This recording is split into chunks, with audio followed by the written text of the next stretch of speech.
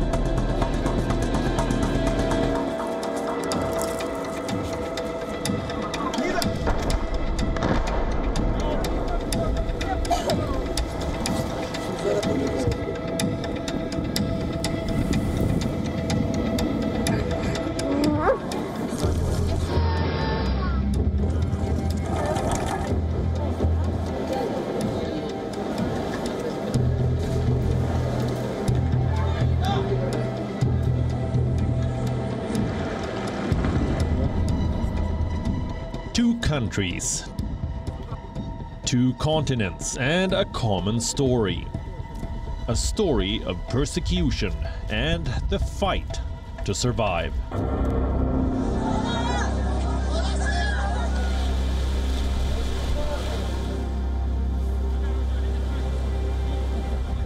As the world celebrates the strength and courage of people who have been forced to flee their homes, we bring you some heart-wrenching stories of these refugees. May 2022 witnessed a sobering milestone. The number of forcibly displaced people globally surpassed 100 million people. But as the ongoing humanitarian crisis in Ukraine absorbs much of the world's attention, have we forgotten the Afghans who comprised 2.7 million of the United Nations registered refugees globally? And then there are others whose voices are yet to be heard.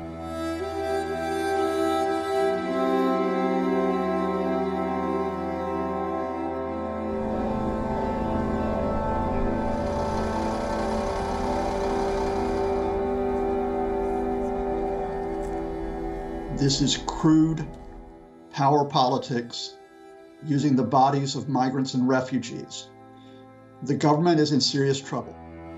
I'm very afraid because if I send to Rwanda, maybe I will die there. That's why I don't want to go to Rwanda. So it's very dangerous countries.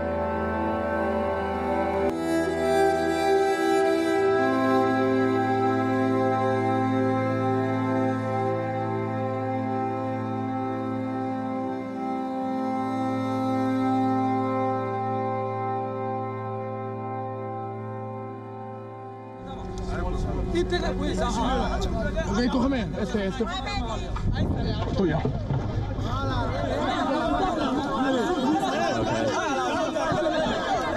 Okay. Okay, wait.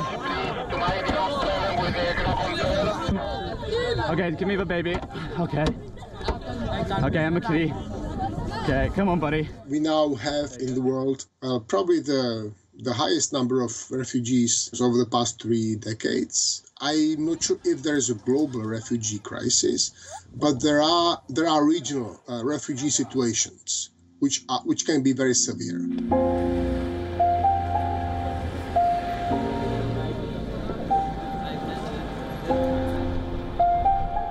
This is a makeshift camp in a municipal park in Pantin, near Paris. More than 150 migrants, mainly Afghans, have been living here for more than 2 months. I don't have money, I don't have house. Where is this another person's safety?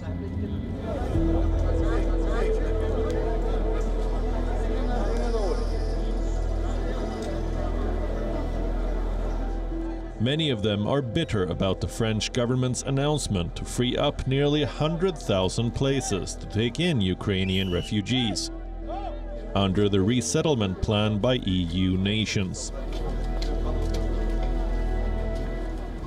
The Ukrainian people is coming straight here. He's give the home everything. It's like he's accepted. easy everything's for her. But for me, in Afghan people, not. I think if I think like this situation, we think about never country respect me.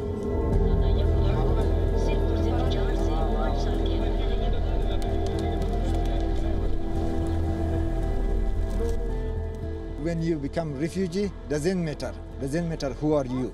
When you are refugee, so you are also refugee, human, one person or one family, even one family. So you are refugee. You are just refugee. So the government should support them.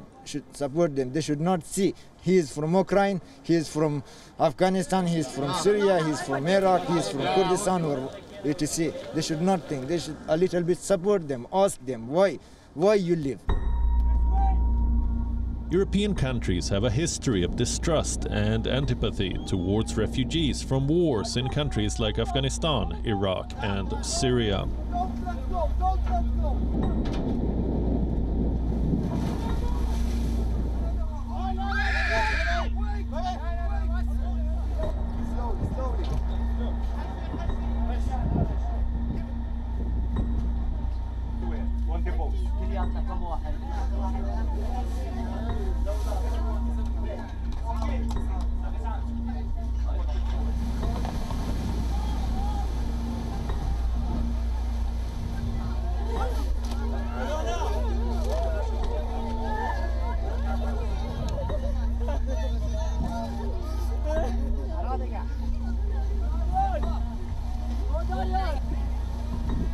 C'est-à-dire que puisque c'est possible pour les Ukrainiens, c'est très difficile d'imaginer. Since it is possible for Ukrainians, it is very difficult to imagine that it is not possible for Afghans, Syrians, Eritreans, people from everywhere. That's what's really shocking, the double standard. Deux poids, deux mesures, voilà. But in London, there is a gleam of hope. These Afghan women footballers fled the country after the Taliban swept into Kabul, bringing a stunning end to a 2-decade US-led campaign that claimed to transform Afghanistan. The girls of the Afghanistan Women's Youth Development Football Team were resettled in the United Kingdom last November. A total of 130 people, including 35 female footballers and their families, were brought to Britain on an evacuation flight funded by Kim Kardashian, the American celebrity. In these visuals, 8 months after their arrival, they can be seen defeating British politicians at a charity match organized in London. Today, they are far removed from the regressive policies for women that have been brought back by the Taliban regime. In Afghanistan, girls are once again being thrown out of secondary schools. The Taliban have also ordered airlines to stop women from boarding flights unless accompanied by a male relative. These young players can't help but worry about their friends and family back home. I faced a lot of problems to play football, but now the problems have only increased. Difficulties have increased. Girls can't even go out shopping because they say they need to have a male relative with them. It is really painful, and I can relate to the feelings of the girls in my country. I hope this ends soon. They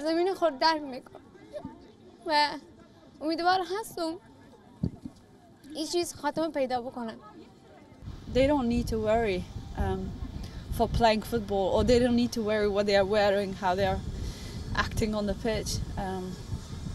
As a human being, they are practicing their human right and their freedom to play football and be together. That's the most beautiful thing. For now, these girls are simply focusing on the beautiful game and are eager to prove their mettle on and off the field. I think we've been beaten in every single one of them, but that's not the point. The fact is that we've played this amazing game. We're all really privileged, quite humbled to play these girls. They've just been through so much. The Kabul takeover came as a blow for other sports enthusiasts in Afghanistan too.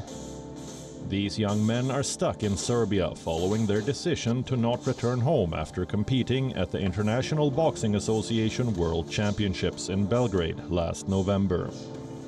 In the weeks since the tournament, the members of the Afghan national boxing team have been bouncing between hotels. Even amid the uncertainty, their new life in Serbia has proven to be an island of stability compared to the chaos in Afghanistan. We had a plan to go back to Afghanistan on 7th of November. Our ticket was booked, everything was ready to travel back to Afghanistan. When we have arrived to the airport, we have received too many alerts from families to not return back.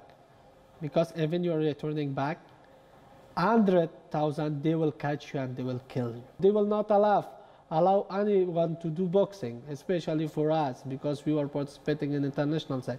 For punching on the face, it is totally haram in Islam for them. And according to their rules, even you are doing boxing, so you are the people who are doing illegal things.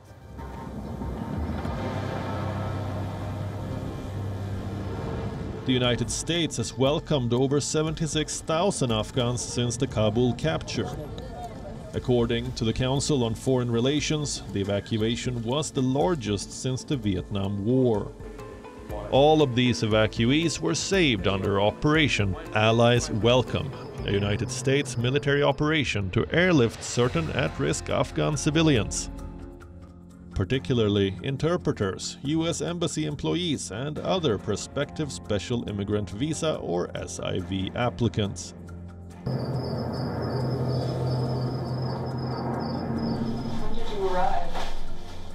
Israr and Sayeda are among the thousands of Afghans that have been evacuated. In a corner of Boston, they are starting new work, studying a new language and setting up a home to welcome their firstborn child. The challenges never seem to end. In Afghanistan, I have a job. I have a family up to now because I left my family in Afghanistan. I left Sayeda family in Afghanistan. So in Afghanistan, we have all things like home, everything, job, relative, friends. So I left in one day in my own life and I'm growing. So I left in one day to come United States. It's a big trip in my own life. When the couple, Igor and Olena Pavlovsky, decided to flee Ukraine with their young children after bombs began falling, they knew which country they wanted to head to: Spain. Like thousands of other Ukrainian youths, their daughters had spent yearly holidays with host families in Spain since the 1986 Chernobyl nuclear disaster. Now, these host families are helping to provide a safe haven for these so-called children of Chernobyl and their parents. The children needed to be in safety so that they could continue to live. That's why I did everything that depended on me. I think that's what any father would have done. Поэтому делал все то, что от меня зависит. Я думаю, это бы делал бы, наверное, каждый отец. Бывают моменты, когда ты понимаешь, что There are moments when you understand that this is reality and you wish it wasn't. Yes, there are moments when you wake up and you wish it wasn't true.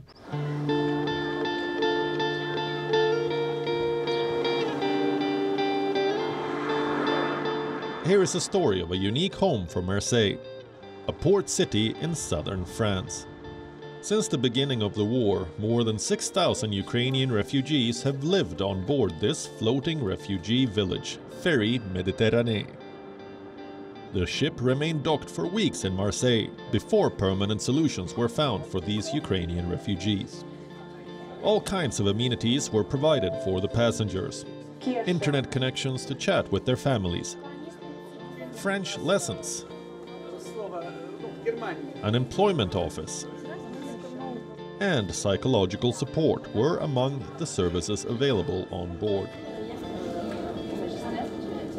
Ce bateau, c'est un village pour eux.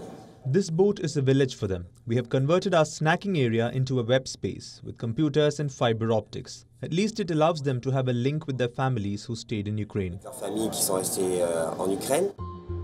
In early June, the agreement between the owner of the cruise ship and the French government ended. As a result, people had to disembark the ship and relocate to the city or its surroundings.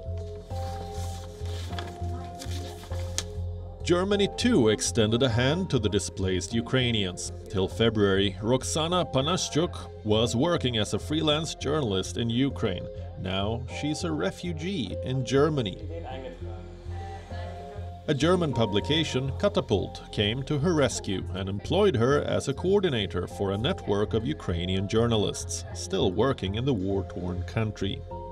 Since the start of the war, Catapult has added around 20 Ukrainian journalists to its staff of around 50. It was such a strange situation that we didn't really know what to do. We are journalists, and we heard that the first Ukrainian journalists were fleeing their country, that they had no more money, that they could no longer occupy their offices, and they could no longer continue to work. So we said to ourselves that we wanted to give them our infrastructure here, that is to say, give them premises, computers, cell phones, everything they need. And then there are stories from Russia too. Thousands of Russians who are opposed to Putin's war on Ukraine have left their homes. Meet Olga Romanova, a Russian translator from Moscow who moved to Israel after her country invaded Ukraine.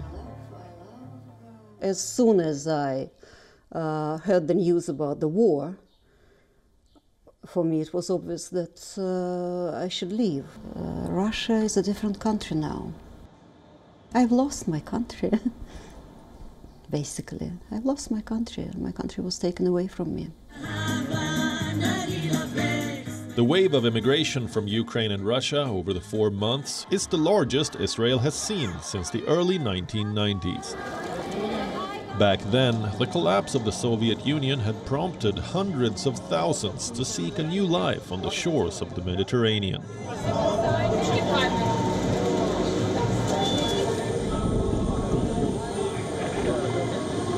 The statistics from Ukraine are startling.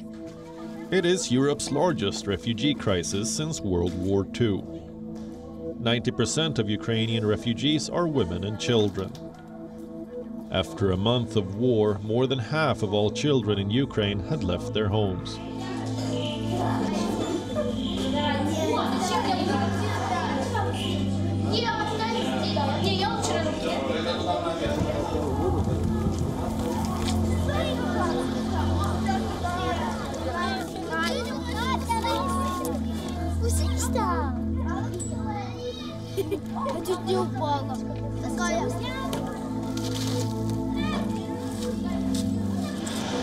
With the highest refugee flight rate globally, it has also become the largest refugee crisis of the 21st century.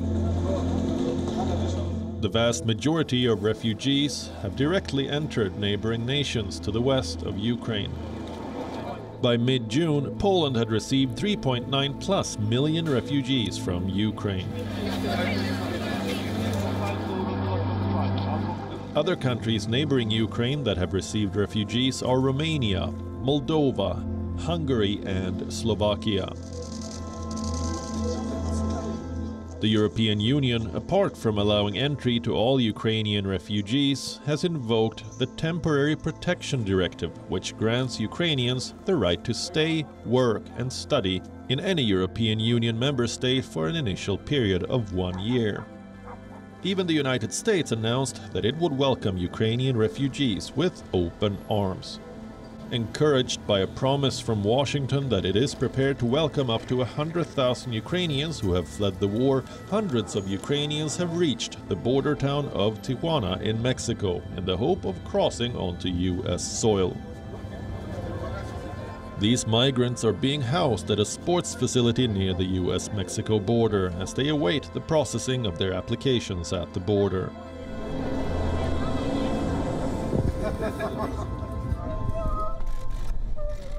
This decision has not gone down well with Latin American migrants who are fleeing violence in their respective countries. They feel forgotten, as some wait months for news on their asylum application.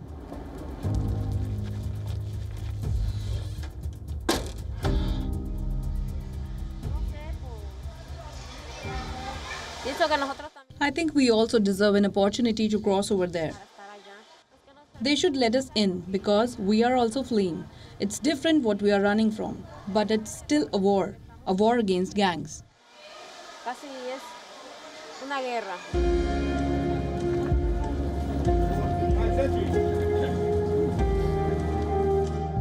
The US has also offered temporary protected status, or TPS, to Ukrainians, allowing those already there to remain without fear of deportation. The Ukraine crisis has exposed the double standards of many nations. In April, it was reported that Germany is evicting Afghan refugees to accommodate Ukrainian refugees arriving in the country.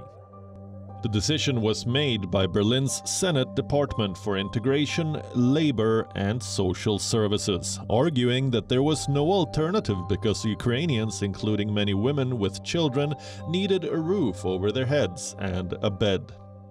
It is true that it consumes a lot of energy, and it's seen because the Russian invasion is seen as an existential threat. That also affects the Western response to Ukrainian refugees. Those other situations you referred to, they do not represent existential threats, and I think that dictates the different policies. Even the United Kingdom has been accused of discriminating between different asylum seekers based on race and nationality.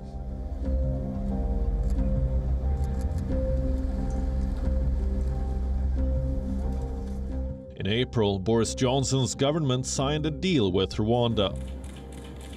It was described as an effort to reduce the record numbers of people making the perilous journey across the English Channel to the UK. Under the agreement, Britain will deport people who enter the UK illegally to the East African country in exchange for millions of dollars worth of development aid. The government contends this will deter people from paying criminals to help them take the risky journey across the channel in small boats.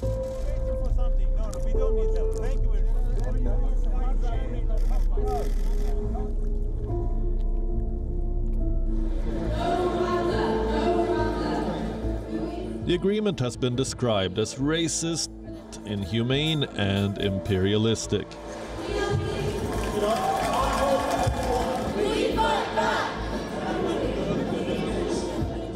On the 14th of June, Britain's first flight to take asylum seekers to Rwanda was pulled at the 11th hour after the European Court of Human Rights issued injunctions to stop the deportation of the handful of migrants on board.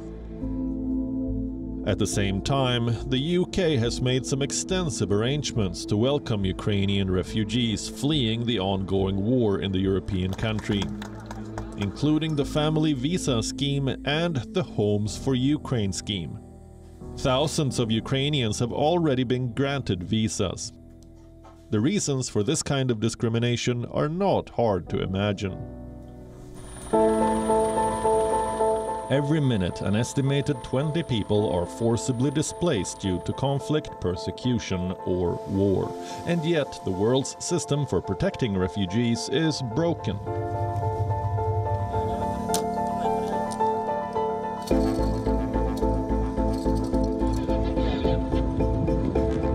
Every person on this planet has a right to seek safety, whoever they are, wherever they come from, and whenever they are forced to flee.